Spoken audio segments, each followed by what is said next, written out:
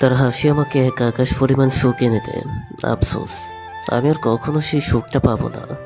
চিরদিনের জন্য হারিয়ে গেছে সে আমার জীবন থেকে। কে ছিল সে তোমার চিনান? ছিল এক মায়াবতী, আমার প্রথম প্রেম। তাহলে তুমি আমাকে বিয়ে করার জন্য রাজি কেন হয়েছ? আমি তোমাকে জোর করিনি, আমি তোমাকে ভালোবাসি, এটা সত্য। তবে তুমিও অন্যকে ভালোবাসতে পারো, তাহলে বিয়েটা আমাকে কেন করছো? আমার দিক থেকে কোনো চাপ নাই, বিয়েটা ভেঙে দিতে পারো। সে এখন নেই আমার জীবনে, সে হারিয়ে গেছে। আমার মনে হয়েছে বিয়ের আগে সবটা তোমাকে বলা উচিত, তাই আজ মিট করতে আসতে বলছিলাম। ও ঠিক আছে।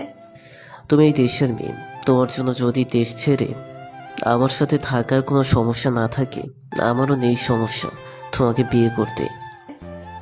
ওকে, অলরাইট। তুমি আমার হাজবেন্ড হওয়ার আগে একজন ভালো বন্ধু। I trust you Jinan. আমি জানি। হেসে ক্যাপাচিনো খেতে শুরু করলাম। জেনিকেও খেতে বললাম। আমার আর জেনির দেখা ভার্সিটিতে। এই দেশে পড়তে এসে আমি আমার জীবনের সব থেকে মূল্যবান জিনিসগুলো হারিয়েছি। পড়ালেখা শেষ, দেশে চলে যাওয়ার সময় আগত। তার আগে প্রপোজ করে জেনি, যার সাথে আমার এই দেশে আসার পর প্রথম বন্ধুত্ব হয়েছিল। 6টা বছর ধরে আমি তাকে চিনি। এমনই এক বিকেলে জেনি আমায় ডেকেছিল পার্কে। আমি সময় মতো পৌঁছেছিলাম সেদিন। হাই জিনান, কেমন আছো? ভালো। তুমি হঠাৎ ডেকেছো কেন? কোনো সমস্যা? আমি তোমাকে কিছু বলতে চাই জিনান, চলো বসি। চলো। এবার বলো, কি বলতে চাও? আমি তোমাকে ভালোবাসি। এবার দেশে চলে গেলে তো তুমি আর আসবে না, তাই বলছি আমি তোমাকে বিবাহ করতে চাই। আমার ফ্যামিলিরও কোনো সমস্যা নেই, ইউ নো। জেনি, আমার তোমাকে অপছন্দ নয়। তুমি নিঃসন্দেহে একটা ভালো মেয়ে, বেস্ট জীবন সঙ্গী হবে। বাট আমি এখনই তোমাকে বলতে পারছি না ব্যাপারটা। আমার ভাবতে সময় লাগবে। হ্যাঁ, অবশ্যই তুমি সময় নাও। যদি বিয়ে করতে চাও তাহলে তো বেশি সময় পাবে না, সামনের মাসে তো চলে যাবে। তার আগে বলে যেও উত্তরটা। হ্যাঁ, অবশ্যই। তারপর দুজন বন্ধু আড্ডা শেষ করে যার যার বাসাতে ফিরলাম। অনেক ভাবার পর আমি সিদ্ধান্ত নিলাম জেনিকে বিয়ে করার। বাড়িতেও জানিয়েছি জেনির কথা। এবার অবশ্য কেউ অমত করেনি। তারপর জেনিকে ডেকে বলেছিলাম তাকে আমি বিয়ে করতে রাজি। তারপর আজ আবার দেখা। বর্তমানে জেনে আমার দিকে তাকিয়ে আছে, খাবার খাচ্ছে না দেখে ভ্রু কুচকালাম। তোমার সমস্যা না হলে আমি জানতে চাইবো তোমার প্রেম কিভাবে শুরু হয়েছিল আর শেষ কেন হলো? সেই মেয়ে কোথায় আছে? তোমার নিজ চাচাতো বোন? ক্লাস 19-এ আমার মনে অজান্তে তার জন্য ভালোবাসাটুকু পড়ে। বিশ্রী এক সুখানুভূতি, সে অভিজ্ঞতা আমার। ইন্টারে ওঠার পর আমি তাকে জানাই আমি তাকে বউ হিসেবে চাই, কিন্তু সে রাজি ছিল না। প্রথম বর্ষ পুরাটাই তার পিছে ঘুরলাম। সে ভয় পেত রাজি হতে, কারণ সে আমার চাচাতো বোন ছিল। তোমার নিজ চাচাতো বোন? তারপর?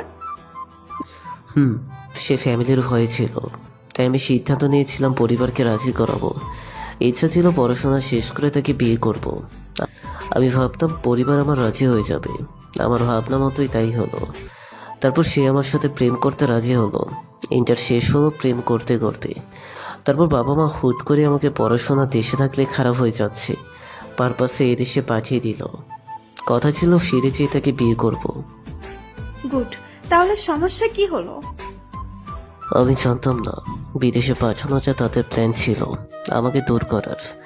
কারণ পরিবারের মনে ছিল ভিন্নমত, আমাকে বুঝতে দেয়নি কখনো। আমার সামনে বিয়েতে রাজি হলেও মনে মনে তারা রাজি ছিল না। আমার বিদেশে চলে আসার পর আর যোগাযোগ করছে না সে, তাই পাগল হয়ে গিয়েছিলাম প্রায়। কথা ছিল বিদেশে আসলেও নিয়মিত যোগাযোগ রাখবে। রাখিনি দেখে 6 মাস পর আমি এদিকে ম্যানেজ করে কাউকে না বলে দেশে যাই, আর জানতে পারি সেই শ্বশুর বাড়ি। How is this possible? মেয়ে তোমাকে ছাড়া বিয়ে করে নিল কেন?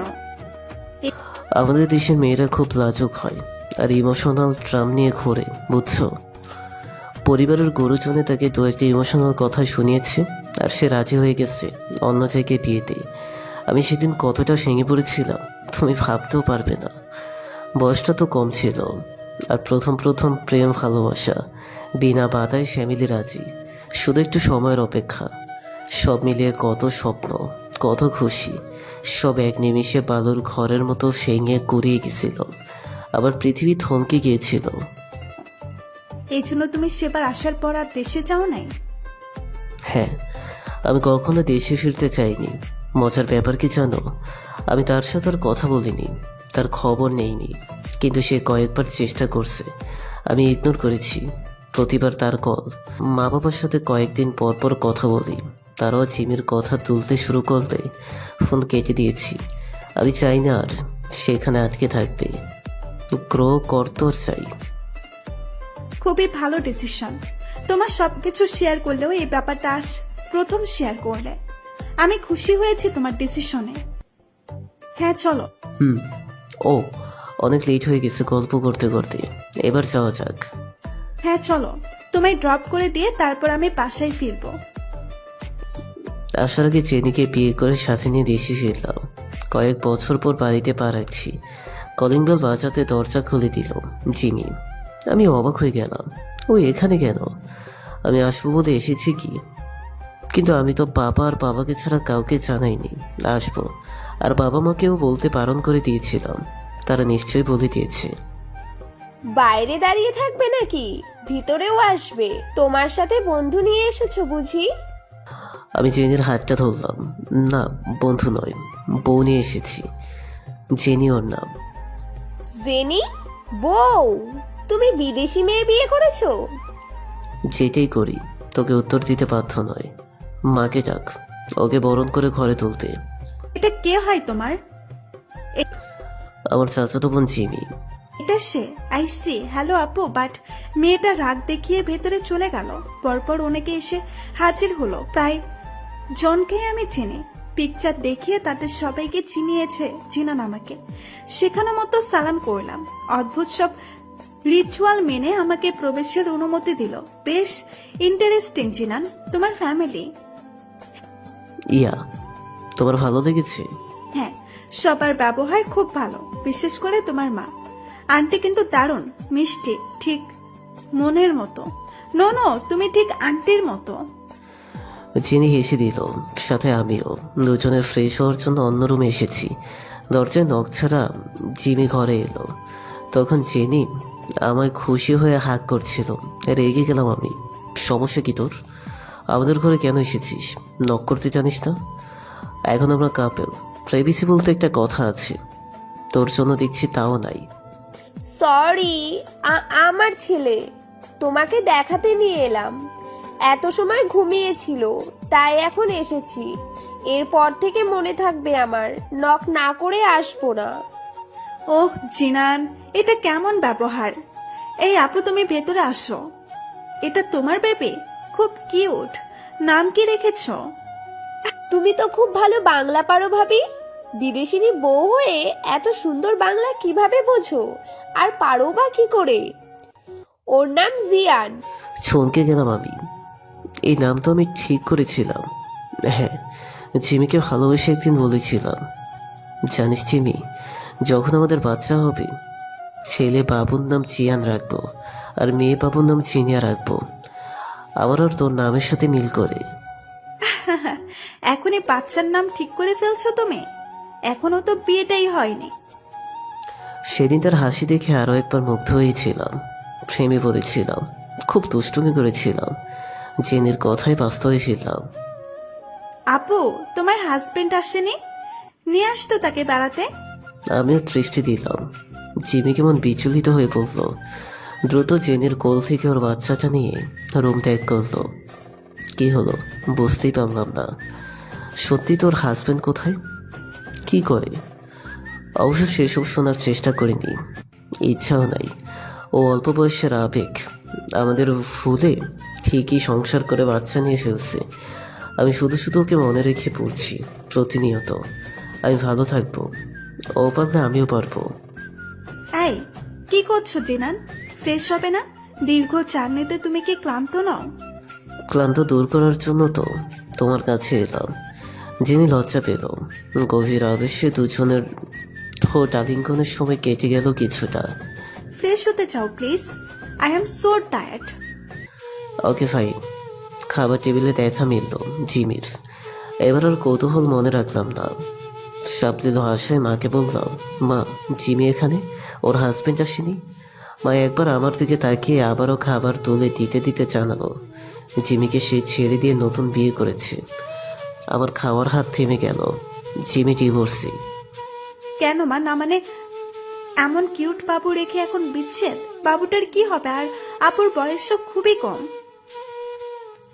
জেনির কোথাও ফেলে দেওয়ার মতো নয়। আমারও জানতে ইচ্ছে করছে এই বিষয়ে। মা কথা বলতে ইতস্ততা দেখাচ্ছে। পরে অবশ্য জানালো জিমির হাজবেন্ডের পরকীয়া চলছিল বিয়ের পর থেকে। ছেলের বাবা মাও তেমন ভালো নয়। বিয়ের 3 বছরের মাথায় জিমি আর তাদের নির্যাতন সহ্য করতে না পেরে এই বাড়িতে এসে থাকা শুরু করে। তখন জানতে পারে সে বাচ্চার সম্ভাবনা। তারপর থেকে এখানে আছে। গত বছর ছেলে ডিভোর্স পেপার পাঠিয়েছিল। জিমি বিনা বাক্যে সাইন করে দিয়েছে। তার পরের সপ্তাহে শোনা যায় তার হাজবেন্ড নতুন বউ ঘরে তুলেছে। অল্প বয়সে তড়িঘড়ি করে বিয়ে দিয়ে মেয়েটার জীবনের 12টা বাজিয়ে ছাত্র এখন অসুস্থ প্রায়। দুঃখের ব্যাপার। আমার মনে হয় আপুকে আবার বিয়ে করানো উচিত আপনাদের। মা দীর্ঘশ্বাস ছাড়লেন আর উত্তর করলেন না। আমার দিকে অদ্ভুত চোখে তাকালেন। আমি এই চাহনিতে উত্তর খুঁজে পেলাম। তারা হয়তো নিজেদের ভুল বুঝতে পেরে চেয়েছিলেন দেশে ফিরলে আমার সাথে জিমির বিয়ে করাতে। আর আমি সেই সময় না দিয়ে ফোন করে জেনিকে বিয়ে করার অনুমতি চেয়েছিলাম। একবার মন ভেঙেছি, আবার চাইনি ভেবে চুপচাপ মত দিয়েছিলাম। হ্যাঁ, এটাই হবে হয়তো। আমি জিমের দিকে তাকালাম। চুপচাপ টেবিলে বসে খেয়ে যাচ্ছে, মাথা নিচু করে। জেনি খাচ্ছে আর সবার সাথে টুকটাক আলাপ চালিয়ে যাচ্ছে। মেয়েটা এসে বেশ দুরন্তপনা দেখাচ্ছে। চোখে মুখে খুশির নূর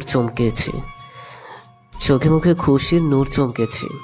আমার ভয় করছে জিনান, তুমি আমাকে ভালোবাসবে তো? ঘরময় অন্ধকার। বেড টাইমে আমি জেনি আমার বুকে শুয়ে আছে।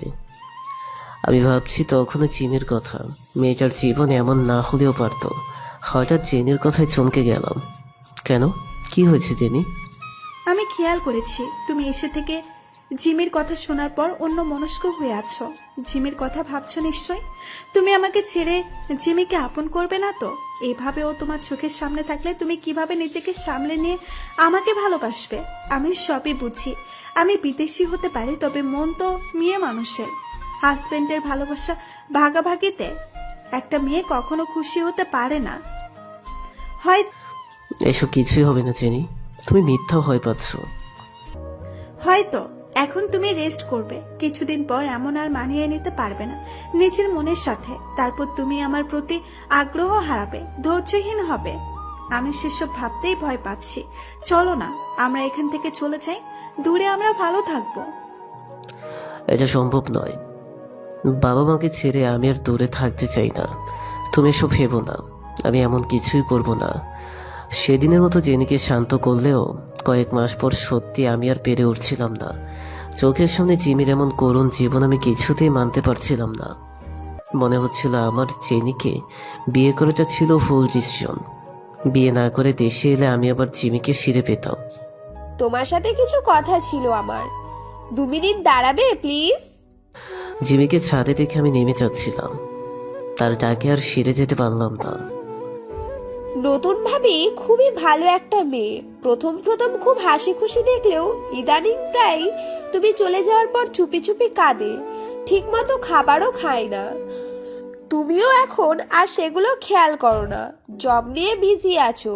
এসব কি তুমি আমার জন্য করছো? আমি খুব শীঘ্রই আমার বিয়ে করে নিচ্ছি। আমার স্কুলের এক ফ্রেন্ড যে নাকি আমাকে পছন্দ করত, হঠাৎ সেদিন দেখা। সে জানালো তার বউ তাকে ছেড়ে চলে গেছে। আমি রাজি থাকলে বিয়ে করতে চাই। আমি না করিনি। আমার বাচ্চাটাকেও সাথে নেওয়ার অনুমতি আছে, তাই ভাবলাম বিয়েটা করে নিব।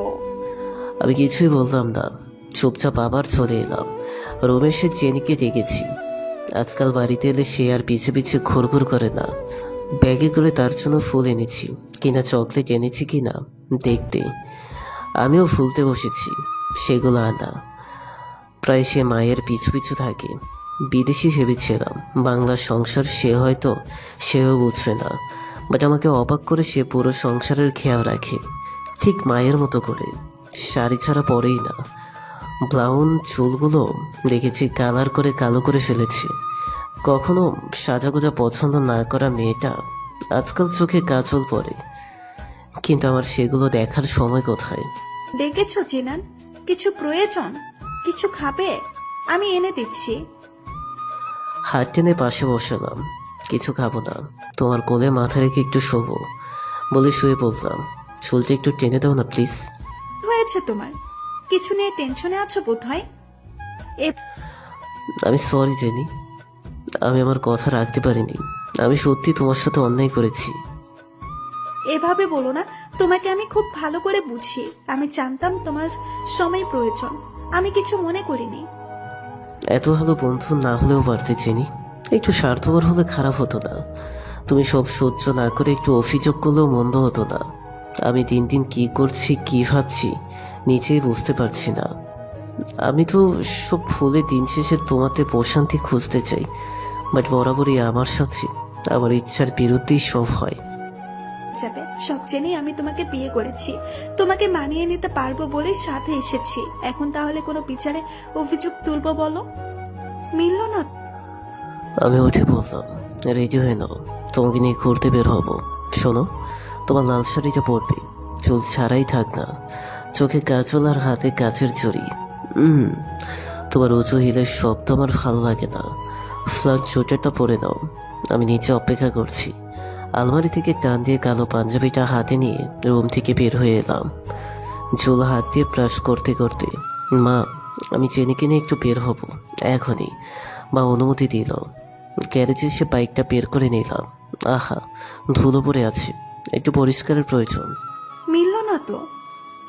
বাইকে হেলে বসে ফোন চিপতেছিলাম।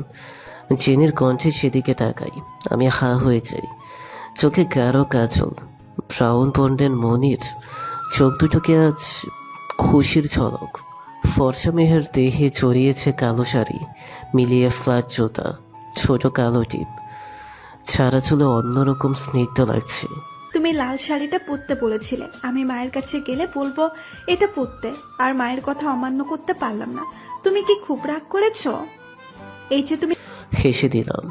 ওহো, বরং এটাতে বেশি সুন্দর লাগছে তোমায়। লাল হলো নতুন বইয়ের রূপ বাড়ায়, তাই বলেছিলাম লাল পরতে, বাট কালোতে যে এত বেশি সুন্দর লাগবে ভাবিনি। কপালে চুমু দিলাম।